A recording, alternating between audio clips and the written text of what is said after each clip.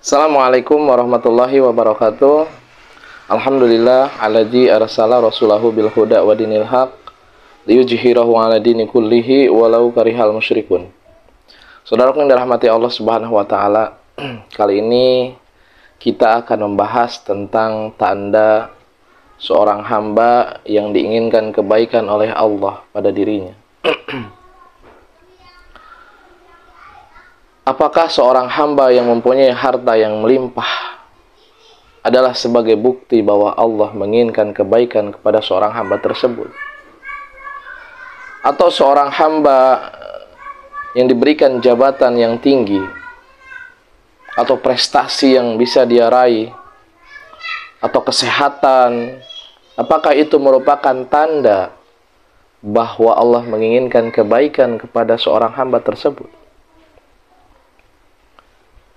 Kita lihat tidak sedikit orang yang mempunyai harta atau mendapatkan hartanya dengan cara yang Allah haramkan, tapi dia bisa meraihnya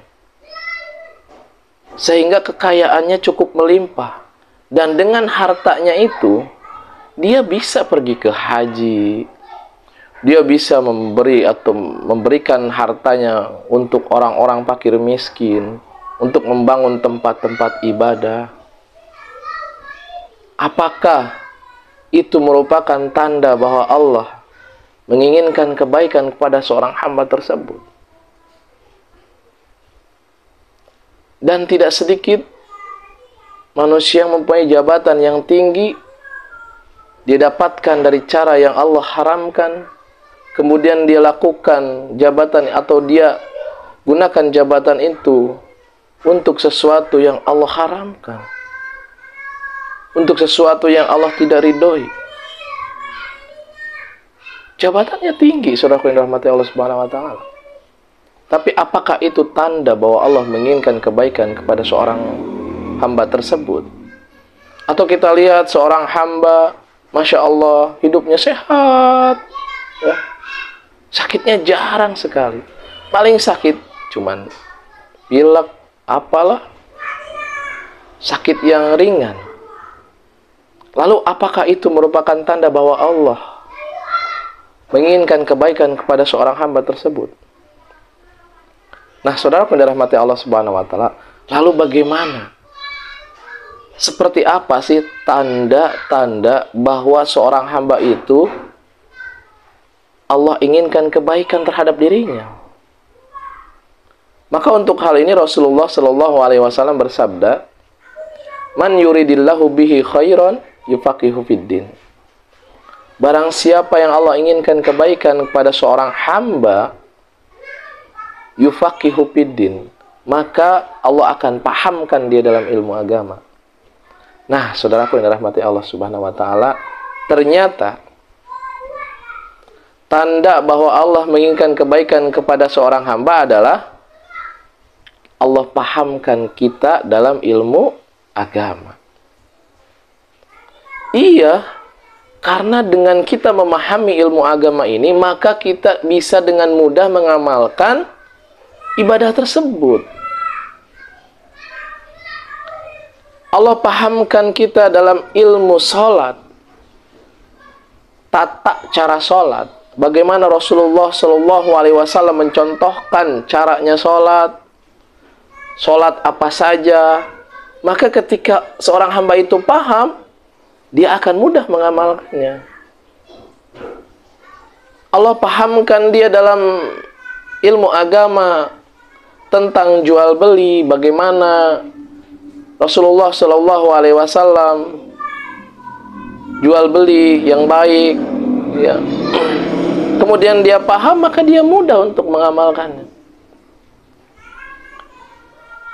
Seorang hamba Allah pahamkan dia dalam ilmu agama tentang akhlak, bagaimana dia bersosialisasi dengan orang lain, berbuat baik pada orang lain. Dia paham, dia mudah untuk mengamalkan. Jadi jelas, saudaraku yang dirahmati Allah Subhanahu wa taala, tanda Allah menginginkan kebaikan kepada seorang hamba adalah Allah akan pahamkan seorang hamba tersebut dalam ilmu agama. Oh, berarti ustadz, kiai, itu berarti Allah ingin kebaikan kepada seorang hamba tersebut. Naam, betul. Karena seorang kiai, seorang ustadz, seorang ulama, dia paham tentang ilmu agama ini, maka dia mudah untuk mengamalkannya. Akan tetapi memang ujiannya sangat berat.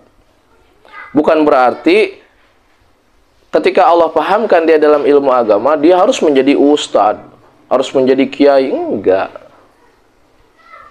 Intinya, ketika dia sudah dipahamkan oleh Allah, maka langsung dia bisa mengamalkan apa yang sudah dia pelajari.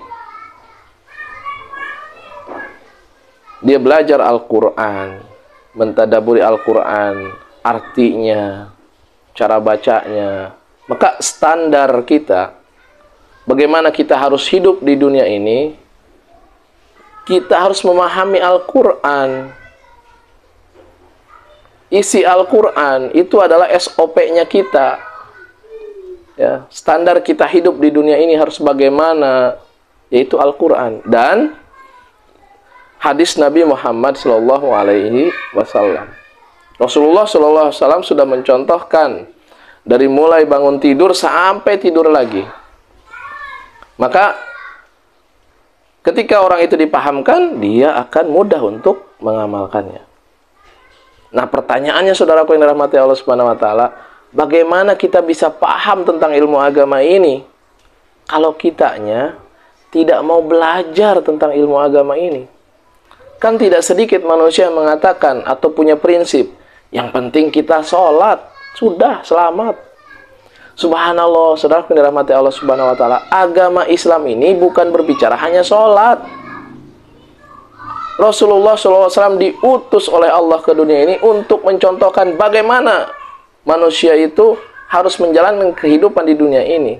Rasulullah SAW contohkan tadi, dari mulai bangun tidur sampai tidur lagi, Rasulullah SAW sudah contohkan. Jadi bukan hanya sekedar sholat. Dan hati-hati juga saudara yang dirahmati Allah Subhanahu wa taala. Bisa jadi ketika ada manusia yang punya prinsip yang penting kita sholat, itu bisa jadi datangnya dari iblis laknatullah. Karena iblis itu bisa dengan halus mempengaruhi ya logika manusia agar manusia itu tidak mau belajar syariat agama ini. Dia akan mengkat tuh, meminimalisir bagaimana agar seorang hamba ini tidak mempunyai ilmu yang banyak tentang agama, sehingga dia tidak bisa melakukan amalan-amalan yang lain. Padahal Rasulullah SAW sudah mencontohkan semuanya. Dan ada juga nasihat dari Allah atau peringatan dari Allah, fawailul lil musallin, celaka bagi orang yang sholat. Nah, saudara yang dirahmati Allah Subhanahu wa taala. Jadi agama ini bukan hanya sekedar sholat. Ya, jadi kita wajib mempelajari ilmu agama ini secara menyeluruh. Kita wajib masuk ke dalam Islam ini secara kafah.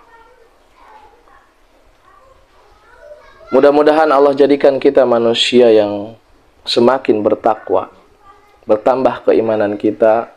Mudah-mudahan Allah jadikan kita menjadi seorang hamba yang Allah pahamkan dalam ilmu agama ini, sehingga kita bisa mudah untuk mengamalkan ibadah-ibadah yang seperti Rasulullah SAW contohkan. Dan tentunya Allah kumpulkan kita di surganya bersama Rasulullah SAW, keluarga kita, saudara-saudara kita, teman-teman kita, dan muslimin wal muslimat. Wallahu a'lam bishawab. Subhanakallahumma wa bihamdika asyhadu an la ilaha illa anta astaghfiruka wa atubu ilaik. Assalamualaikum warahmatullahi wabarakatuh.